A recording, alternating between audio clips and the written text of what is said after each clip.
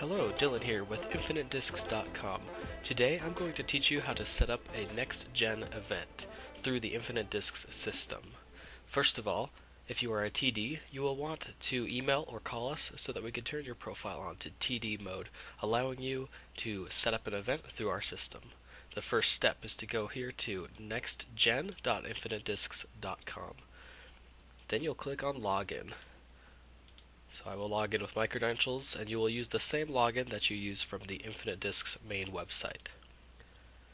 Once you've signed in, you'll be able to see the list of events that you've created. So far I've created 0. So we're going to create a new event today in this tutorial. The first thing you will want to do is come to the Settings tab. This is where you will decide how you are going to collect payment for your tournament. There are 2 options that you will see in this menu. PayPal, which means that you'll get the money yourself through PayPal.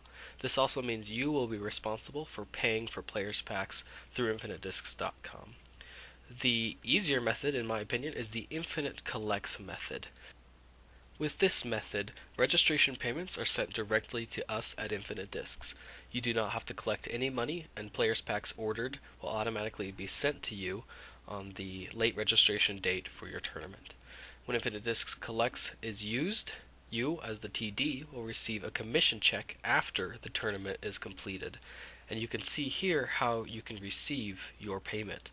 You can choose PayPal or a physical check to be mailed to you, and you can fill out this form. The advantages of Infinite Collects are players have the option to have their players' packs sent directly to them at registration. This lightens your load on tournament day and provides incentives for players to register early. You will not have to spend any money up front when this method is used. So in this example, I will go to the Infinite Collects method. I will receive payment by PayPal at my email address. Now let's go back to the Tournaments tab and create our new event. First, you will choose a tournament name. I'll call mine Sherwood Hills Standoff. Next, you'll choose tournament type.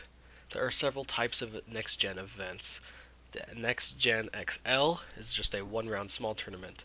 Primarily, people will be using the Next-Gen Exclusive. Premier are some bigger regional events, and affiliates are with the Pro Tour. So most events will be with the exclusive type. Next, you'll choose your tournament date. I will pick June 1st. And the end date, since it will be a one-day tournament, will also be June 1st.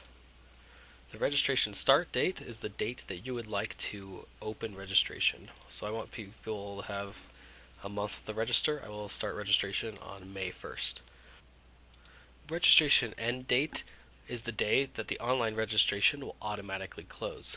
If you want a few days to get things ready before the tournament, then set this day a couple days before the actual tournament date. If you can handle the pressure of tournament morning and want to allow a day of registration, you can set it to be the same day as your tournament, and they can register all the way up to the morning of. Now this will make it so that people who register the day of will have their players' packs mailed to them after the tournament. So it's up to you on how you want to do this. The late registration date is a very important date because it triggers the date that players' packs will be shipped from Infinite Discs to you, the TD. After the late registration date, all tournaments are switched to Infinite Collects. We will take the payments, and the late registrants will be mailed their players' packs directly. If you do not want any registration after this date, then make the registration end date the day before the late registration date. In my case, I'll choose the default, which gives about a week and a day or two before the tournament. This gives enough time for the mail, the postal service, or the UPS to get the players' packs to you before the tournament date. So you'll want this to definitely be 7 or 8 days out. The late registration fee is an optional field where you can add an amount here to discourage players from waiting until the last moment to register. If you don't mind day of registrations, then just leave this at 0. In my case, I will do that. The max number of players field will be the total number of competitors at your event. In my case, I will have 18 holes on the course, and I want no more than 4 players per card, so I will put this at 72 players. Later, you can break down the number of players in each division, but for this field, it is the total number of players. The number of rounds I will have is 2 in my one-day event. And next you'll choose the tournament location.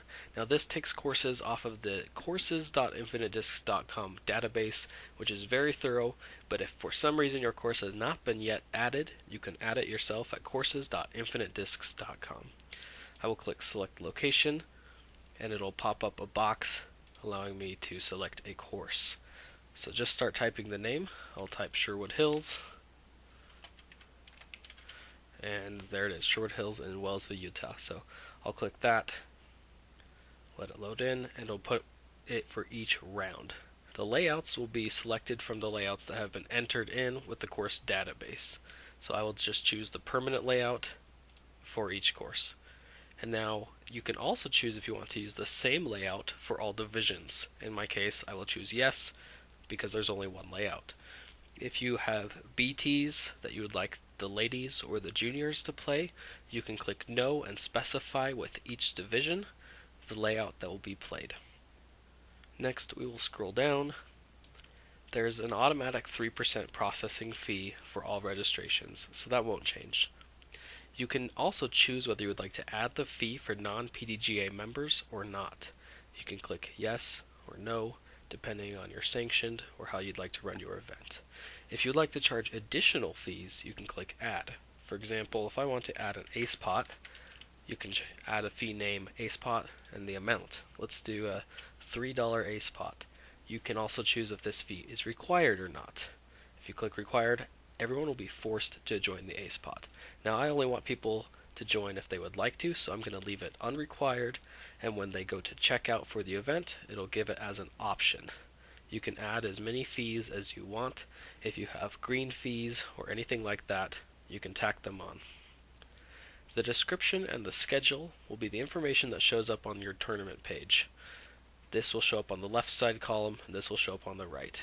There's a pre-filled out instructions here, but you can add in any details or instructions or timing, things like that. You'll definitely want to add these in. You can also add a picture by clicking this image button, and if you have it linked somewhere, you can add the URL, or you can upload it to the server and plop it in there. So let me cancel that. If I have I'll add a good picture of Sherwood Hills course later on. Scrolling on. In the divisions options, you can choose the pools of which divisions would like to be played. There's men, women, and junior. These will just populate the fields down here with the different divisions within those pools. So in my tournament, I'll have advanced, intermediate, and rec, and masters 40 plus, intermediate woman, and we'll just go with that. It is to be noted that the more players you beat within a division gives you more points towards your next gen profile, more points towards playing the championships and winning the whole thing. So the fewer divisions and the more people that play each division will give your players more points towards their championship. So if you have a lot of divisions and only 3 or 4 people play each, they will not get as many points as if you have fewer divisions and more people just playing rec or intermediate. So keep this into consideration, but you also know your area and the players who will come play, so fill out accordingly. Here in the max players in field, you can limit each division. So you could say, I only want 10, 10, 10, and 30 masters. I'm just joking around, but you can limit the field if you would like. The additional payout per player allows you to add extra infinite credit per player. All next-gen events automatically pay out $10 in infinite credit per player. If you would like your players to receive more payout, add a number here and more funds will be set aside for tournament payout. If you don't want players to receive any additional input, simply enter 0. TDs do get a 20% discount on infinite payout, meaning that for every $10 in infinite payout you give, it'll only cost you 8. So if you want to add an extra 10, it'll show the TD cost here, or you can add an extra 5 here. So that will cost you more money. If you have infinite collecting the money, this will come out of your commission, or if you pay with PayPal, it'll just come onto your total. So it's up to you. You can just leave a 0 here if you would like. The choose layout button is for if you would like a different layout for each division, but in my example up here, I said that all players will play the same layout. The payout percent of field is how deep people will be paid out in their division. So if you have 10 men, the top 40% will receive payout at the end of the event. You can choose to pay 100%, you can choose to pay 10%, but by default, the top 40% of the field in each division will receive an infinite credit payout as their winnings. Now we move on to selecting the players' packs. So most of the time, you will be able just choosing all of the packs that match up with your event. While most of the events will be this exclusive event, you can go through and click on these players' packs. It'll allow people to purchase each of these brands as part of their pack. Now, if you only have one sponsor, say only Discraft, then you can just choose Discraft, and they will just only be able to purchase the Discraft Players Pack. But in my event, I want them to be able to choose all of them. You'll notice Latitude 64 is here several times. They have several different disc options. So just click all the options available for your event type. So as I'm an exclusive, I will choose all of these, and it shows you the TD cost for each pack. These are smaller pack options for smaller events. I will now hit save and find out that this field is required. So add a 0 for no extra payout. There we go. Now I should be all set. Save.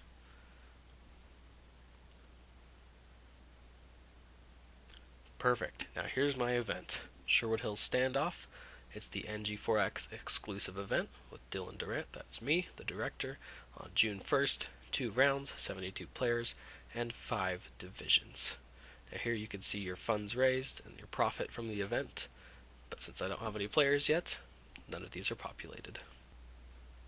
And that is how you make your first event. So if you would like to edit anything with your event, you can hit the pencil here, and it'll fill out the information below. Now I'm going to change my registration start date to April 29th so that I can go check out the event page and share it with my friends a little earlier than I had previously said. So I'm going to hit the save button, wait for that to save, and now if you click on the sign up link up here, you can see all the events in your area. So let's find our event. Here it is, the Sherwood Hills Standoff on June 1st. So here's our new event page, the Sherwood Hills Standoff on June 1st. Here's the information that was pre-filled out, so I didn't add to that, but I will.